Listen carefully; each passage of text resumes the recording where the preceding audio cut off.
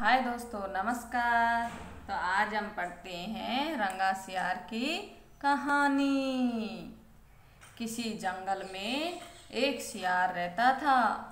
एक दिन वह बहुत भूखा था। खाने की खोज में वह पास के गांव में गया। सियार को देखते ही कुत्तों का झुंड उसे खदेड़ने लगा। सियार डरकर भागने लगा। एक धोबी ने घर में घुसा और नील से भरी हुई नांद में घुस गया। कुछ देर बाद जब वह नांद से निकला तो एक नीला जानवर लग रहा था। कुत्तों ने उसे देखा पर कोई दूसरा जानवर समझकर वे लौट गए। यानी कि एक सियार था, वो बहुत भूखा था, तो वो खाने की खोज में गांव के पास के जो गांव है उसमें घुस गया। इसमें तो वह कुत्तों ने देख लिया और उसके पीछे लग गए। तो बेचारा तो ये सियार है, वो डर के मारे एक धोबी की घर में घुस गया और नील से भरी जो ये बाल्टी है, नांद है, उसमें पड़ गया। जब इसमें से निकला तो एक नीला जानवर लग रहा था, ऐसा निकला वो। तो जब ये बाहर गया तो कुत्तों ने इसको देख लिया, लेकिन कोई दूसरा ही जानवर समझकर इसके पीछे नहीं गए। नीले रंग से रंगा हुआ सियार जंगल में वापस आया। सब शेर, बाघ, चीता, भेड़िया, अन्य जीव जंतुओं ने उसे देखा तो वे सब डर गए। वे डर कर चारों तरफ भागने लगे। वे सभी सोचने लगे, हमें इसकी शक्ति और ताकत के बारे में कुछ भी पता नहीं है, इसलिए अच्छा है कि इससे दूर रहा जाए। यानी कि जब ये सियार है वो जंगल में आया तो इसको देखकर सियार,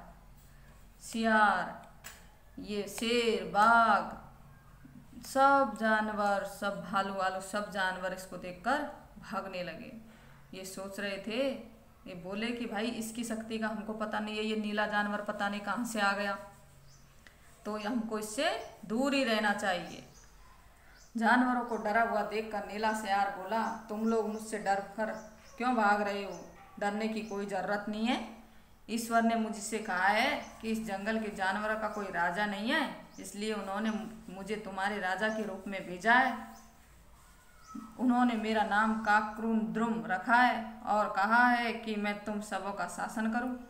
अब तुम लोग सुरक्षित रह सकते हो, मैं तुम्हारी रक्षा करूंगा। जंगल के सभी जानवरों ने उस नीले सियार को अपना राजा मान लिया। नए राजा ने शेर को अपना मंत्री, बाघ को प्रबंधक और भेड़ियों को दरबान बना या। ये नीला सियार है, इसने बोला कि भाई तुम मेरे से डरो मत, मेरे को तो ईश्वर ने भेजा है। तो ये राजा बन गया कि मुझे तो ईश्वर ने भेजा है तुम्हारा राजा बना के, कि इन जंगलों के जो जानवर है उनका कोई राजा नहीं है, इसलिए तुम वहाँ पर जाकर शासन करो। तो ये देखो, ये मंत्री बना लिया, शेर को मंत्री बनाया, बाघ को इसका प्रबंधक और भेड़ियों को इसका दरबान बना दिया। ये सियार, ये भालू, ये हाथी, सब पर ये राजा हो गया।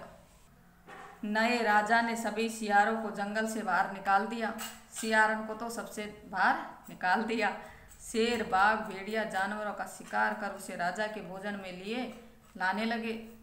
अपना हिस्सा लेकर काकुंद्रुम बचा हुआ मांस अपनी प्रजा में बांट देता। इस प्रकार उसने कुछ हफ्तों तक जंगल पर राज किया। एक दिन जब नीला सियार दरबार लगाकर बैठा था तो उसी समय कुछ सियारों ने हुआ हुआ की आवाज़ सुनी। इससे उत्साहित होकर काकुंद्रुम भी हुआ हुआ करने लगा। शेर और अन्य जानवर तुरंत ही पहचान गए कि उनका राजा आखिर एक सियार है और इसे भगवान ने नहीं भेजा।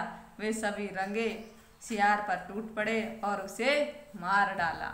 यानी कि ये सियार है, उसने सभी सियारों को बाहर निकाल दिया नीले सियार ने। और शेर, बाघ, भेड़िया जो उसके लिए भोजन लाने लगे और अपना हिस्सा मतलब खुद खा के बचा हुआ था वो अपनी प्रजा में बांट रहा था, वो बांटने लगा। कुछ हफ्तों तक तो ये चलता रहा। लेकिन एक दिन क्या हुआ कि जो नीला सियार है वो दरबार लगाकर बैठा था तो कुछ सियारों ने हुआ हुआ की आवाज़ सुनाई दी। यानी कि जो दूरी पर हुआ हुआ कर रहे थे उसकी आवाज़ उसको सुनाई दी। इससे उत्साहित होकर जो काकुंद्रुम है वो भी हुआ हुआ करने लग गया। शेर और अन्य जानवर तुरंत पहचान गए कि इसका राजा है वो एक सियार है, ये भगवान ने नहीं भेजा, और सभी जानवर इस पर टूट पड़े और इसको मार दिया।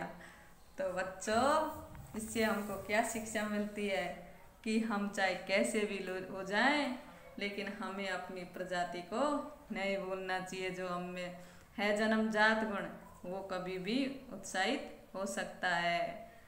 तो बच्चों, ये जो आपको ये कहानी पसंद आई तो इसको लाइक करना और चैनल को सब्सक्राइब कर देना।